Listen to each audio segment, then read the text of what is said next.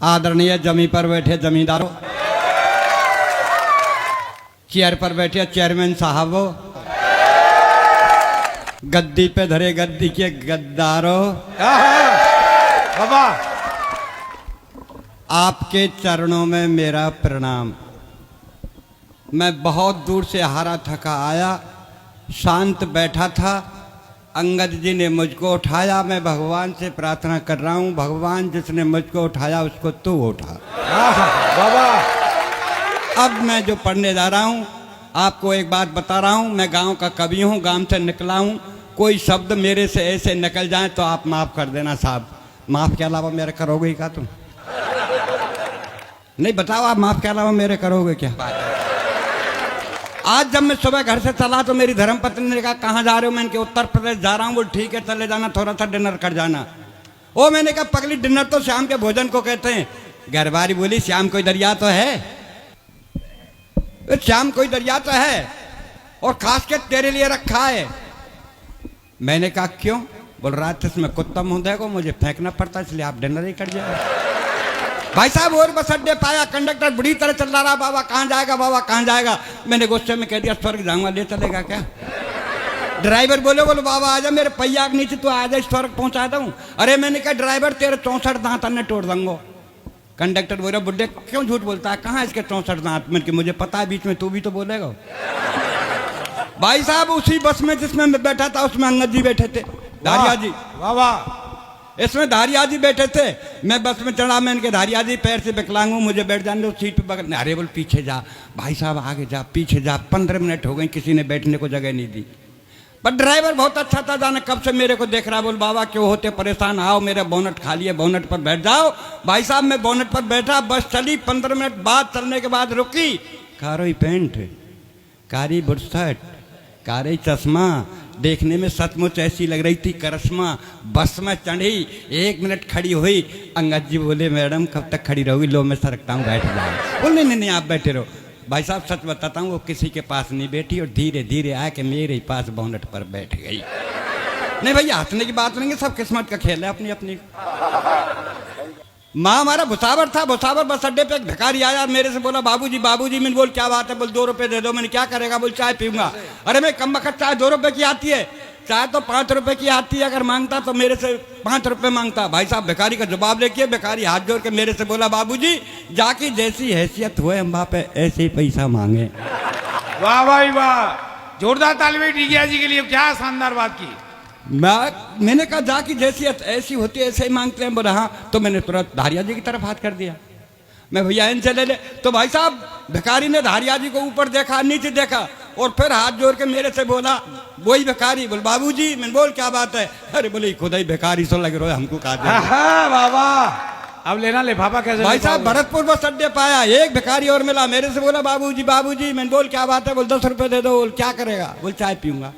मैंने कि कम वक्त चाय 10 रुपए की आती है, चाय तो 5 रुपए की आती है। अगर मांगता तो मेरे से 5 रुपए मांगता। भिखारी बोले बाबूजी 5 रुपए की मैं पीऊंगा। कौन कौन है? अरे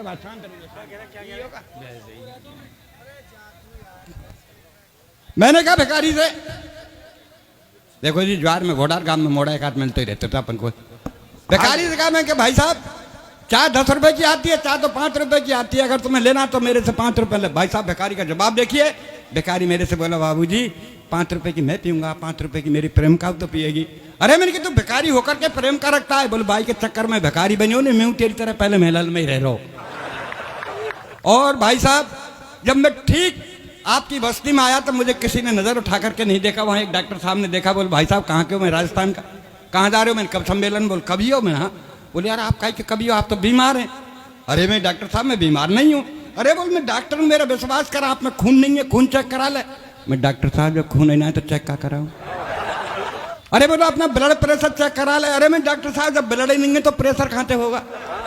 और ब्लड प्रेशर के बारे में मैं खूब जानता हूँ। जब मैं हाई स्कूल में था मेरा ब्लड हाई था, इंटर किया तो मध्यम रह गया। और जा दिन ते घर वाली आई डॉक्टर साहब, आ दिन ते लो चल रहा है। भाई साहब डॉक्टर साहब ने सरंज उठाई, मेरे लगाई, डॉक्टर साहब के पसीना। मैं क्या बात है डॉक्टर साहब? बोले खून नहीं मिला है, मैंने सरंज को तोड़ा। मैं डॉक्टर साहब आपके बजाय हिंदुस्तान के मच्छर अच्छे हैं, जहाँ मुझे काटते हैं वो तुरंत खून निकाल लेते हैं। भाई साहब माफ़ करना, मैं यहाँ के किसी डॉक्टर की रचना नहीं पढ़ रहा हूँ, मैं अपने राजस्थान के उस डॉक्टर की रचना पढ़ रहा हूँ कि मरीज का दाहिना पैर कटना था और डॉक्टर साहब ने बायां पैर काट दिया। यह सत्य घटना है कि एक मरीज की अंतिम चल रही थी घड़ी, एक मरीज की अंतिम चल रही थी घड़ी और डॉक्टरों की भीड़ घेरे खड़ी। तो डॉक्टर साहब मरीज से बोले भैया तेरी अंतिम इच्छा वो तो बता जा। मरीज बोला डॉक्टर साहब मेरी अंतिम यही इच्छा कि मेरी जगह तू मर जा।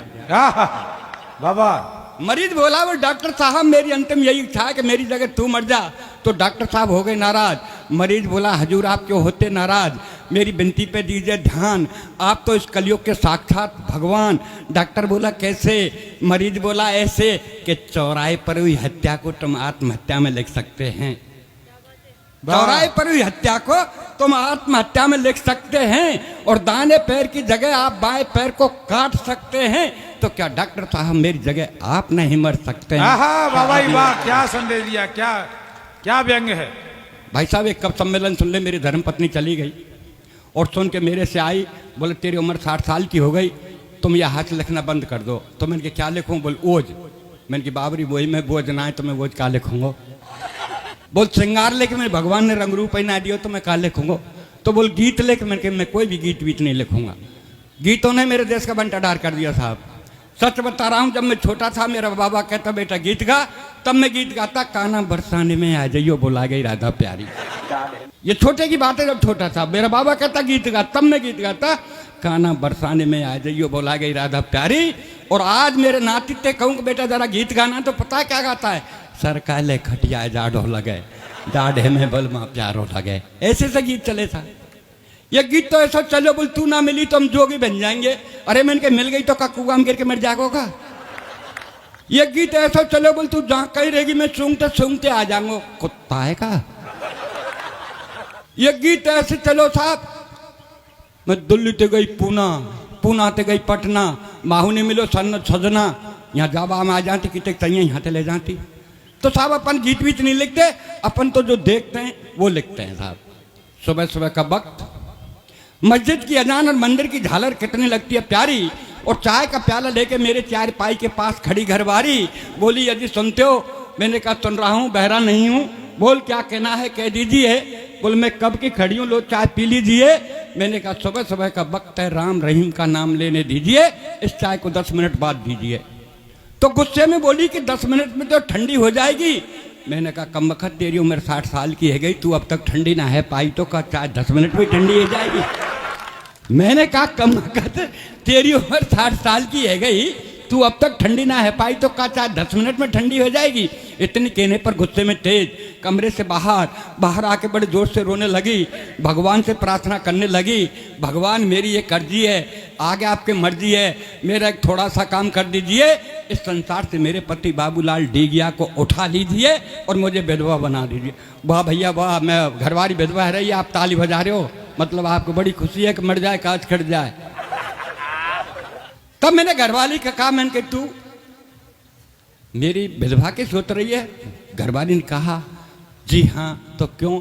तो तब मैंने उसको ये समझाया, जानते सुनिए साहब क्या कर रहा हूं। मैंने कहा ठीक है। इतने में मैं भी गुस्से में तेज बैग उठाया कमरे से बाहर।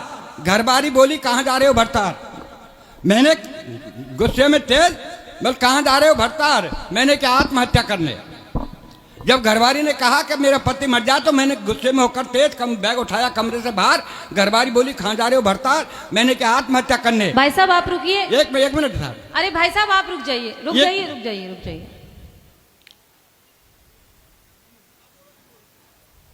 घरवाली ने कहा जब विधवा के, मैंने कहा तो मैं गुस्से में तेज बैग उठाया कमरे से बाहर। घरवाली बोली कहाँ जा रहे हो भरतार? मैंने कहा आत्महत्या करने। बोला आत्महत्या करनी है तो जल्दी कर लीजिए, ये भी आपके हित में होगा, और 4 दिन पीछे मरा तो तेरा दाह संस्कार नहीं होगा। मैं बोला कैसे? घरवाली बोली ऐसे कि मैं देख रही हूँ ये पर्यावरण का सीजन, और जब खाने पकाने को नहीं तो तुझे जलाने को कहाँ से लाऊंगी? ईंधन तुझे जलाने को कहाँ से? अच्छी लगी तो ताली ठोको, जाते आगे और बढ़ाऊं। अच्छी लगी मैंने कहा तू मेरे ईंधन की फिक्र मत कर, तेरा ध्यान किधर, मैं समझाता हूँ इधर। ठीक मेरे मरने के बाद शमशान घाट जाना और 5 हीटर रख के घर चली आना, बेटे को समझाना, बेटे जाना बटन दबाना, पापा को जला के घर चले आना। बोल ठीक है, तेरे मरने के बाद शमशान घाट जाऊंगी, 5 हीटर रख के चली आऊंगी, बेटे को समझाऊंगी, बेटा जाएगा बटन दबाएगा और तुझे जला के घर चला आएगा। पर तू जलने के बाद पता नहीं स्वर्ग या नरक जाएगा, पर इस महंगाई में जो 5-5 हीटरों का बिल आएगा उसे का तेरा बाप चुकाएगा, उसे का तेरा बाप चुकाएगा। और लीजिए साहब, शनिवार के दिन मेरी और धर्मपत्नी की मुठभेड़ हो गई साहब। शनिवार के रोज मेरी और धर्मपत्नी की मुठभेड़ हो गई, ज्यादा कहा तो रो गई। बोली ए पिया, जब से तेरे घर में पैर दिया तब से दुख पा रही हूं, अब तेरे नारों मैं के जा रही हूं। हम ठहरे सद्दाम हुसैन जो बात पर अड़ गए, और ज्यादा कहा तो सद्दाम की तरह हम भी समर्पित हो गए। मैंने कहा प्राणों के प्यारी तू मैं के मज्जा में मरूंगा, तेरी जितनी डिमांड पूरी करूंगा। बोल मेरी क्या डिमांड पूरी करेगा? हिंदुस्तान के लोग अपनी अपनी पत्नियों को हिंदुस्तान घुमाते हैं, आप हमें कहीं नहीं ले जाते, हमें तो किसी जंगल की सैर करा दे।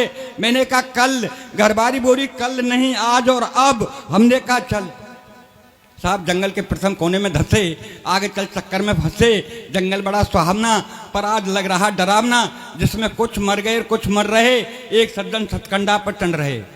मैंने दी भाई, ठहरना भाई, आप ये क्या कर रहे हैं? बोल भाई साहब हम पढ़े लिखे बेकार, अपने घर से बेजार, अपने माँ बाप का बेचकर मकान और दुकान इस सतखंडे से कूद के मर रहे हैं। ये डिग्रीधारियों का हाल है साहब। बहुत खूब।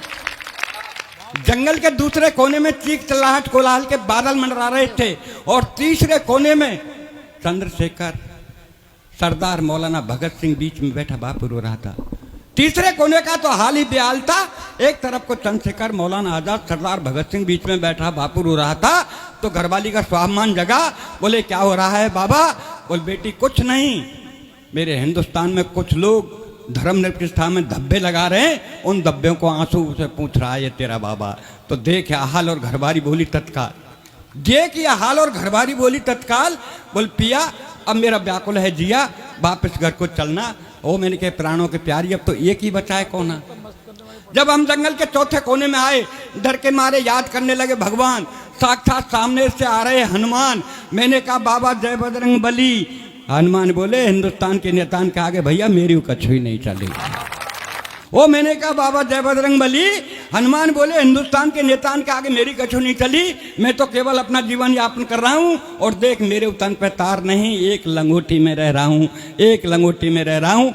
मात्र अब आपको 2 मिनट की रचना सुनाऊंगा, भले आप बताओ ताली चाहे मत बजाओ, पर गौर से सुनना उसको साहब। स्वागत है। मेरा 6 वर्षीय बच्चा दौड़ता हुआ मेरे पास आया था। 6 वर्षीय बच्चा दौड़ता हुआ मेरे पास आया और बोला, बोले पापा पापा गजब हो रहा है, अपनी कॉलोनी में जलने वाला रावण अब की बार नहीं जल रहा है। अरे मैंने कहा नहीं बेटे रावण जलेगा, ऐलान हो चुका है, पर वो ऐसे वैसे नहीं, राम के बाण से जलेगा। अरे बोले पापा सचमान, रामचंद्र जी खूब चला रहे हैं बाण, फिर भी नहीं जल रहे श्रीमान। तो बच्चे को लेकर साथ में रामलीला मैदान में आया और देखकर दृश्य में चकराया। राम चला रहे थे बाण, रावण के चेहरे पर मुस्कान, उनके मुख से एक ही आवाज, मैं नहीं जलूंगा आज। तब एक सज्जन भीड़ में से दहाड़ता हुआ रावण को पुकारता हुआ बोले, रावण तू नहीं जलेगा तो क्या तेरा बाप जलेगा? तेरे बदन में लगे पटाखों से हम लोगों को मजा आएगा। रावण घुर्राया, 10 शीशों को उसकी तरफ घुमाया और बोला, बोले मूर्ख तू कहां से आ रहा है? मुझे हर साल जलता देखता है, फिर भी तेरा पेट नहीं बढ़ता है, और अगर तुझे जलना ही देखना है तो कश्मीर चला जा, संबुचा संप्रदाय की आग में जल रहा है, जलना ही देखना चाहता है तो कश्मीर। वाह वाह वाह वाह वाह जी, ले गया जी, कमाल। तब सड्डियों का लेकर सहारा में ऊपर तक टंगा, धीरे से रावण के कान में कहा कि भैया रावण जल जाओ, ये जनता परेशान है, दिल मत दुखाओ। रावण बोला मुझे बेवकूफ मत बनाओ, आप अपने घर जाओ। मैं बोला क्यों? मैं बोला क्यों? रावण बोला यूं का अध्यापक परीक्षार्थी रोडवेज वाले ये साल भर में 4-4 बार करते हैं, इसलिए दशहरे का दिन आज हम भी हड़ताल करते हैं। वो मैंने कहा भैया तेरा मांग पत्र हो तो मुझे बताओ, मैं रामचंद्र जी से तेरा समझौता कराता हूँ। कि रामचंद्र जी से मेरा समझौता? मानव है, मानवता आपकी जात है, मुझे राम से नहीं राम के भक्तों से शिकायत है जो बिना कारण मुझे हर साल जलाते हैं। अगर तुम्हें जलाना है तो दहेज के दानव को जलाओ, जलाना है तो दहेज के दानव को जलाओ, और भी जलाना है तो इस कुर्सी की खातिर जीने मरने वालों को जलाओ, और भी जलाना है तो अपने स्वार्थ हेतु इस वतन के बेचने वालों को जलाओ, और भी जलाना है तो कन्या का जन्म लेने से पूर्व पेट में मारने वाली बेटी के हत्यारे बाप को जलाओ। आहा, ऐसे वाह, हत्यारे वाह। बाप को जय हो, बहुत बहुत धन्यवाद।